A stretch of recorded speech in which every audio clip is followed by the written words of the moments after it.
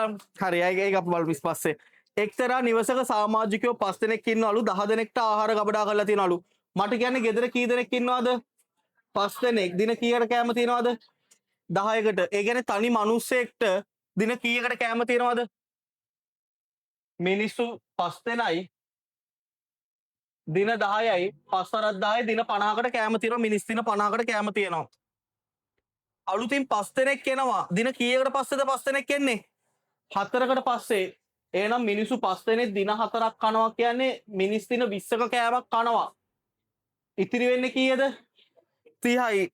මිනිස් දින 30ක කෑම කන්න දැන් මිනිස්සු 5 දෙනෙක් නෙමෙයි කටවල් 10ක් තියෙනවා දැන්. හැබැයි දින ගාන දන්නේ නැහැ. t බිඳුවර බිඳුව කැපුනම t සමානයි 3යි. හරිද? දැන් මොකද වෙලා තියෙන්නේ? මිනිස්සු 10 දෙනෙක් ඉන්නවා දින දැන් කන්න පුළුවන් දින 3කට විතරයි. ඒගොල්ලෝ අහන්නේ මොකද්ද?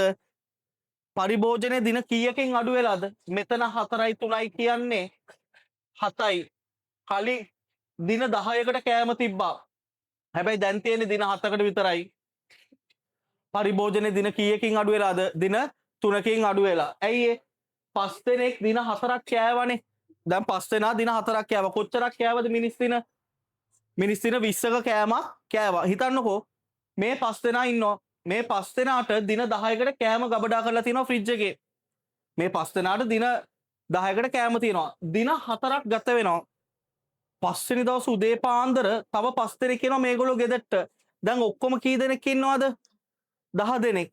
එතකොට මේ 10 දෙනාට දැන් කන්න තියෙන මිනිස් දින කීයක කෑම විතරද? ඇයි ඉස්සලා දින 4 දී මේගොල්ලෝ මිනිස් දින 20ක කෑම කෑවද නැද්ද? 50න් 20ක් අඩු කරාම කීයද? එහෙනම් ඉතුරු 10 දෙනාට දින කීයයිද කන්න පුළුවන්? තව දින 3යි. ඒ කියන්නේ කලින් දින 4යි දැන් දින 3යි කියන්නේ ඔක්කොම දින 7යි. දැන් දින 7ක විතරයි කෑම ස්ටොක් වෙලා තියෙන්නේ. ඇයි ඒ? කලින් 10ක් තිබ්බා. දැන් 7කට තියෙන්නේ. එහෙනම් පරිභෝජනයේ මිනිස් දින කීයකින් අඩු වුණාද? මිනිස් දින 3කින් අඩු වුණා. හරිද? පැහැදිලිද? හදාගන්න. 30ක් වෙන්නේ දරුවෝ